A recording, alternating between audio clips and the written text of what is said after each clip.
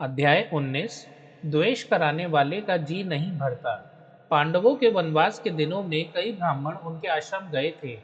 वहां से लौटकर वे हस्तिनापुर पहुंचे और धृतराष्ट्र को पांडवों के हालचाल सुनाए।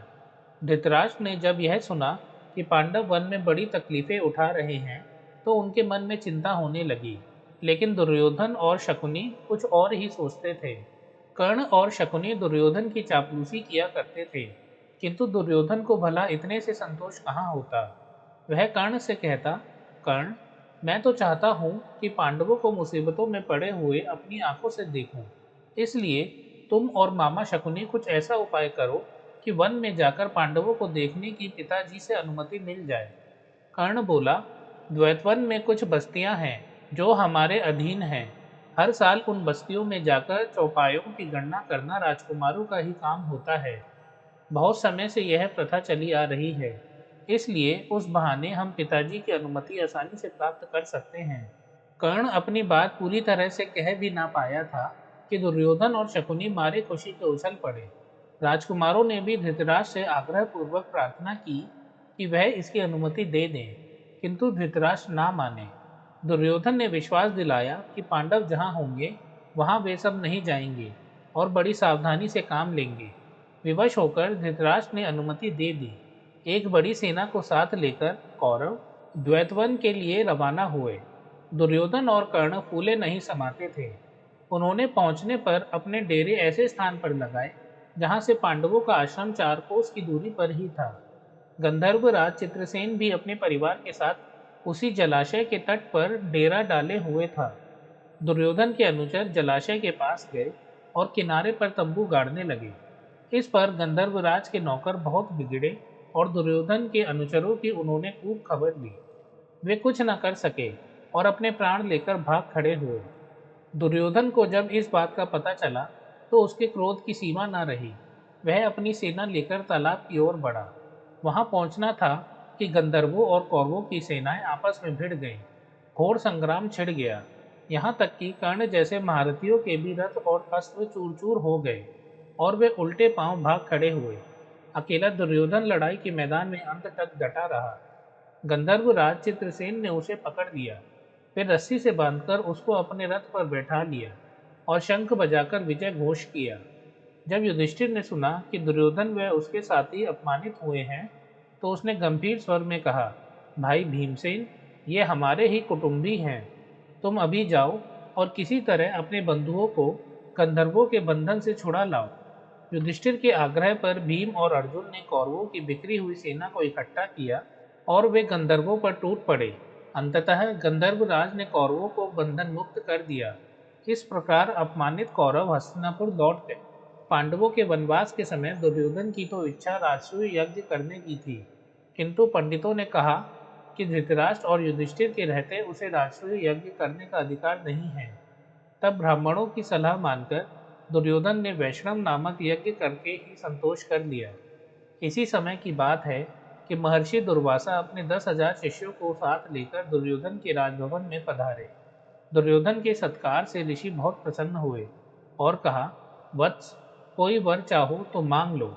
दुर्योधन बोला, मुनिवर, प्रार्थना यही है कि जैसे आपने शिष्यों समेत अतिथि बनकर मुझे अनुग्रहित किया है, वैसे ही वन में मेरे भाई पांडवों के यहाँ जाकर उनका भी सत्कार स्वीकार करें और फिर एक छोटी सी बात मेरे लिए करने की कृपा करें। वह यह है कि आप अपने शिष्यों समेत ठीक ऐसे समय युधिष्ठिर के आश्रम में जाएं जब द्रौपदी पांडवों एवं उनके परिवार को भोजन करा चुकी हों और जब सभी लोग आराम से बैठे विश्राम कर रहे हों। उन्होंने दुर्योधन की प्रार्थना तुरंत मान ली। दुर्वासा ऋषि अपने शिष्यों के साथ युधिष्ठिर के आश्रम में जा पहुंचे। युधिष्ठिर ने भाइयों समेत ऋषि की बड़ी आवभगत की और उनका सत्कार किया। कुछ देर बाद मुनि ने कहा, अच्छा, हम सब अभी स्नान करके आते हैं, तब तक भोजन तैयार करके रखना। कहकर दुर्वासा शिष्यों समेत नदी पर स्नान करने चले गए। वनवास के प्रारंभ में युधिष्ठिर से प्रसन्न होकर सूर्य ने उन्हें एक अक्षय पात्र प्रदान किया था और कहा था कि 12 बरस तक इसके द्वारा मैं तुम्हें भोजन दिया करूंगा। इसकी विशेषता यह है कि द्रौपदी हर रोज चाहे जितने लोगों को इस पात्र में से भोजन खिला सकेगी, परंतु सबके भोजन कर लेने पर जब द्रौपदी स्वयं भी भोजन कर चुकेगी, तब इस बर्तन की यह शक्ति अगले दिन तक के लिए लुप्त हो जाएगी। जिस समय दुर्वासा ऋषि आए, उस समय सभी को खिला पिलाकर द्रौपदी भी भोजन कर चुकी थी। इसीलिए सूर्य का अक्षय पात्र उस दिन के लिए खाली हो चुका था। द्रौपदी बड़ी चिंतित हो उठी और कोई सहारा न पाकर उसने परमात्मा की शरण ली। इतने में श्री कृष्ण कहीं से आ गए और सीधे आश्रम के रसोईघर में जाकर द्रौपदी के सामने खड़े हो गए। बोले, बहन कृष्णा, बड़ी भूख लगी है, कुछ खाने को दो। द्रौपदी और भी दुविधा में पड़ गई।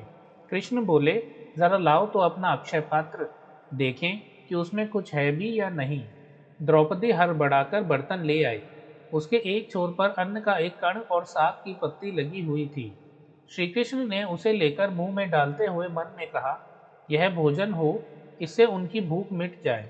द्रौपदी तो यह देखकर सोचने लगी, कैसी हूं मैं कि मैंने ठीक से बर्तन भी नहीं धोया, इसलिए उसमें लगा हुआ अन्न कण और साग वासुदेव को खाना पड़ा। धिक्कार है मुझे। इस तरह द्रौपदी अपने आप को धिक्कार रही थी कि इतने में श्री कृष्ण ने बाहर जाकर भीमसेन को कहा, भीम, जल्दी जाकर ऋषि दुर्वासा को शिष्यों समेत भोजन के लिए बुला लाओ। भीमसेन उस स्थान पर गया जहां दुर्वासा ऋषि शिष्यों समेत स्नान कर रहे थे। नजदीक जाकर भीमसेन देखता क्या है कि दुर्वासा ऋषि का सारा शिष्य समुदाय स्नान करके भोजन भी कर चुका है। शिष्य दुर्वासा से कह रहे थे, गुरुदेव, युधिष्ठिर से हम व्यर्थ में कह आए कि भोजन तैयार करके रखें। हमारा तो पेट भरा हुआ है, हमसे उठा भी नहीं जाता। इस समय तो हमारी जरा भी खाने की इच्छा नहीं है। यह सुनकर दुर्वासा ने भीमसेन से कहा, हम सब तो भोजन कर चुके हैं। युधिष्ठिर से जाकर कहना कि असुविधा के लिए हमें क्षमा करें। यह कहकर ऋषि अपने शिष्यों सहित वहां से रवाना हो गए। दोस्तों, अगर आपको ये वीडियो अच्छी लगे तो इसे लाइक एंड शेयर कीजिए और मेरे चैनल को सब्सक्राइब। मिलते हैं नेक्स्ट वीडियो में। वीडियो देखने के लिए आपका धन्यवाद।